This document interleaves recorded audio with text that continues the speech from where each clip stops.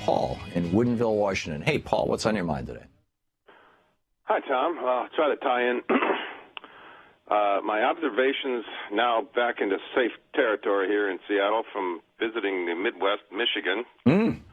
We share the home state. Yeah. And my observations are this. I mean, Michigan is completely Republican, completely red, as are many of the states there. And, you know, we were talking about some of the fundamentals of the Constitution, and one of them is redistricting. It was originally called gerrymandering, named after I think the Massachusetts governor, Elbridge Gerry, right. And the G was softened. But redistricting, if we're going to take over the Congress, we've got to stop being purists about the chief executive. We won't have a chance to do that until the 2022 election. As you know, last time in 2014, over 4 million more Democratic votes were cast for members of House of Representatives, yet we lost seats. Right. That's because of the redistricting. Right. When I go to Michigan and talk to, and I wasn't there to argue with people, I was there to visit. And so I listened to conversations, and the thing is, I just call it popular common conversation. It's all essentially Republican talking points.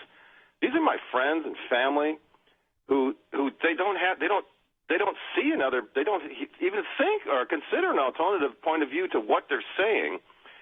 And it occurred to me that the Democrats have abdicated in Michigan. You know, there's not a single Democrat, as far as I know, running for the governor. There are 3 Republican candidates running to replace Rick Snyder. And after the Flint water disaster, there ought to be 5 Democrats running for governor. Right. I don't know why Mark Sauer's not running again. Presumably, if he'd won last time, he would run for re-election. Why not again?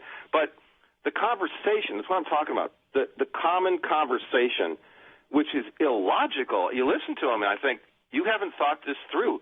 That's because they just talk to each other in the grocery store, and they all nod their heads in agreement about how liberals are terrible, yet they're so unhappy with their current situation. Right, and this is also in part, you've just got a Republican Congress for the last 25 years. Don't you see what you're doing to yourself? Yeah, it's also a reflection of the media landscape and the money landscape. I mean, in Michigan, you've got the DeVos family, you've got, you know, out-of-state money coming in. I mean, there's the Mackinac Center. There are these right-wing think tanks that are funded by basically, you know, the billionaire families out of Grand Rapids and billionaires around the country.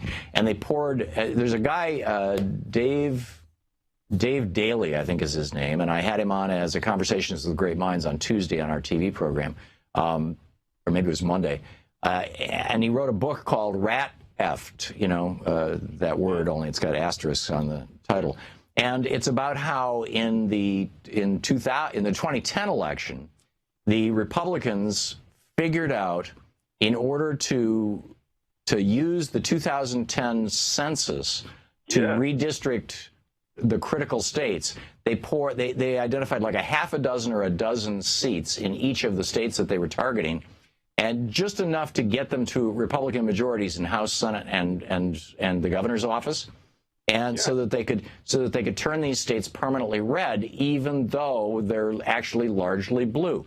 And so you've got that going on. And the Democrats are, you know, way behind the 8 ball on this. I mean, you know, they're like, you know, 10 years behind at least. And there's a computer program associated with this called RedMap, which was just astonishing. You know, what he described. You've got that. Plus, you've got the media landscape. I mean, across Michigan, this is one of the reasons that I started this program. Was Louise and I drove from Vermont to Lansing to visit our family back in 2003 for Thanksgiving, or 2002 for Thanksgiving, and all the way there, including across Michigan, all we could get was right-wing talk radio. The progressive talk radio is few and far between on the radio dial.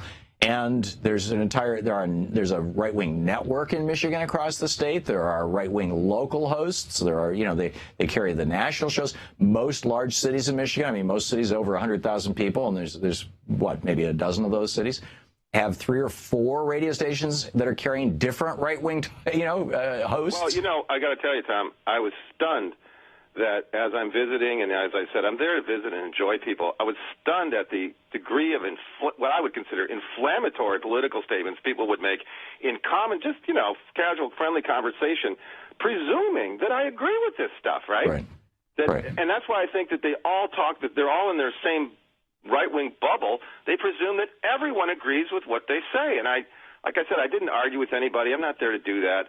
My friends from high school, some of my family members, I just thought, oh my gosh, this is ridiculous. The good thing that I noticed, though, was Dad, who is, I think, a Republican like your father, shook his head in disgust in reading about Donald Trump in the paper. So that was the good news. And Dad would never talk politics in front of the family, but he finally said on Sunday, this guy is just too much. I can't take this guy. But other than that, the conversation was so slanted, and Democrats got to realize that the census comes up in 2020. We have 2 election cycles to start taking over these state legislatures and start at least evening out the conversation. Right. And in the meantime, you've got a number of billionaire-funded groups that are now doing at the state level what ALEC does at the local level, what ALEC does at the state level. The DeVos is taking over they'd like to turn the whole state of Michigan into charter schools. Yeah. That's what they're doing. Yeah. Rick Snyder actually just expanded charter schools. There was another big expansion of charter schools. A couple $1 million for private schools. He signed a bill for several $1 million, $5 million for private schools, not even charters, for private schools. Right. I don't even know if that's legal, but apparently it is there. Right. Well, yeah. I mean, there's a lot of things I would say that Rick Snyder has done that aren't legal, but but he's gotten away with them in Michigan, and the private schools and the charter schools. These are subsidies for the wealthy.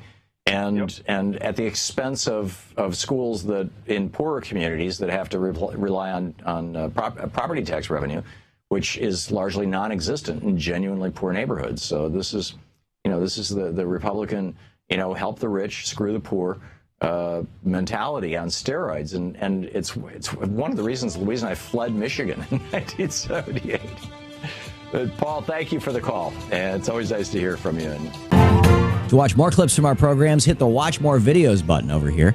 And please be sure to hit the handy-dandy subscribe button so you'll always be up to date. Tag, you're it.